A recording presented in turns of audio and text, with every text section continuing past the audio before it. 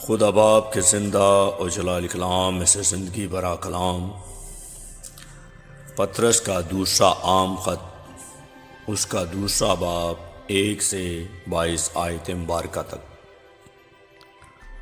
اور جس طرح اس امت میں جھوٹے نبی بھی تھے،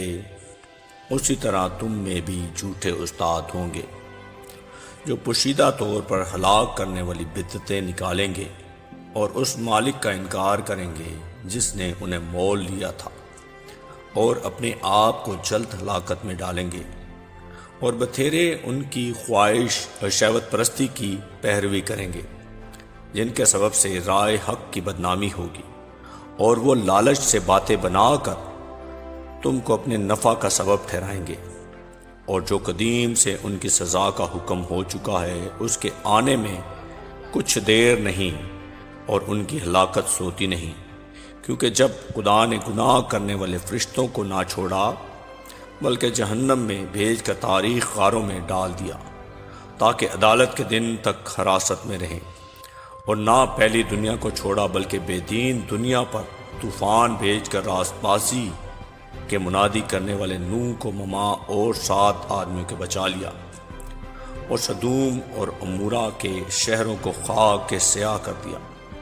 اور انہیں ہلاکت کی سزا دی، اور آئندہ زمانے کے بے دینوں کے لیے جائے عبرت بنا دیا، اور راست باز لوط کو جو بے دینوں کے ناپاک چال چلن سے تک تھا رہائی بخشی۔ چنانچہ وہ راست باز ان میں رہ کر اور ان کے بے شرع کاموں کو دیکھ دیکھ کر اور سن سن کر گویا ہر روز اپنے سچے دل کو شکنجے میں کھینچتا تھا۔ تو خداوند دینداروں کو آزمائش سے نکال لینا اور بدکاروں کو عدالت کے دن تک سزا میں رکھنا جانتا ہے، خصوصاً ان کو جو ناپاک خواہشوں سے جسم کی پیروی کرتے ہیں اور حکومت کو ناچیز جانتے ہیں۔ وہ گستاخ اور خودرائے ہیں اور عزت داروں پر لعن طعن کرنے سے نہیں ڈرتے، باوجود اس کے کہ فرشتے جو طاقت اور قدرت میں ان سے بڑے ہیں خداوند کے سامنے ان پر لعن طعن کے ساتھ نالش نہیں کرتے۔ لیکن یہ لوگ بے عقل جانوروں کی مانند ہیں جو پکڑے جانے اور ہلاک ہونے کے لیے حیوان متعلق پیدا ہوئے ہیں، جن باتوں سے ناواقف ہیں ان کے بارے میں اوروں پر لعن طعن کرتے ہیں، اپنی خرابی میں خود خراب کیے جائیں گے، دوسروں کے برا کرنے کے بدلے انہی کا برا ہوگا، ان کو دن دہاڑے عیاشی کرنے میں مزہ آتا ہے۔ یہ داغ اور عیب ہیں، جب تمہارے ساتھ کھاتے پیتے ہیں تو اپنی طرف سے محبت کی ضیافت کر کے عیش و عشرت کرتے ہیں۔ ان کی آنکھوں جن میں زناکار عورتیں بسی ہوئی ہیں گناہ سے رک نہیں سکتی، وہ بے قیام دلوں کو پھنساتے ہیں، ان کا دل لالچ کا مشتاق ہے، وہ لعنت کی اولاد ہیں، وہ سیدھی راہ چھوڑ کر گمراہ ہو گئے، اور بہور کے بیٹے بلعام کی راہ پر ہو لیے ہیں، جس نے ناراستی کی مزدوری کو عزیز جانا، مگر اپنے قصور پر یہ ملامت اٹھائی کہ ایک بے زبان گدی نے آدمی کی طرح بول کر اس نبی کو دیوانگی سے باز رکھا۔ وہ اندھے کھوئے ہیں اور ایسے کوہر جسے آندھی اڑاتی ہے،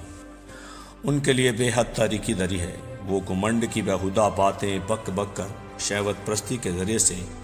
ان لوگوں کو جسمانی خواہشوں میں پھنساتے ہیں جو گمراہوں میں سے نکل ہی رہے ہیں۔ وہ ان سے تو آزادی کا وعدہ کرتے ہیں اور آپ خرابی کے غلام بنے ہوئے ہیں، کیونکہ جو شخص جس سے مغلوب ہے وہ اس کا غلام ہے، اور جب وہ خداوند اور منجی یسوع مسیح کی پہچان کے وسیلہ سے دنیا کی آلودگی سے چھوٹ کر پھر ان میں پھنسے ہیں اور ان سے مغلوب ہوئے، تو ان کا پچھلا حال پہلے سے بھی بدتر ہوا، کیونکہ راست بازی کی راہ کا نہ جاننا ان کے لیے اس سے بہتر ہوتا کہ اسے جان کر اس سے پاک حکم سے پھر جاتے جو انہیں سونپا گیا تھا۔ ان پر یہ سچی مثل صادق آتی ہے کہ کتا اپنی کہہ کی طرف رجوع کرتا ہے اور نہلائی ہوئی سورنی دلدل میں لوٹنے کی طرف۔ آمین۔ اکلام کے پڑھے اور سننے پر خدا ان کی برکت ہو، خدا ان کا شکر ہو۔ آمین۔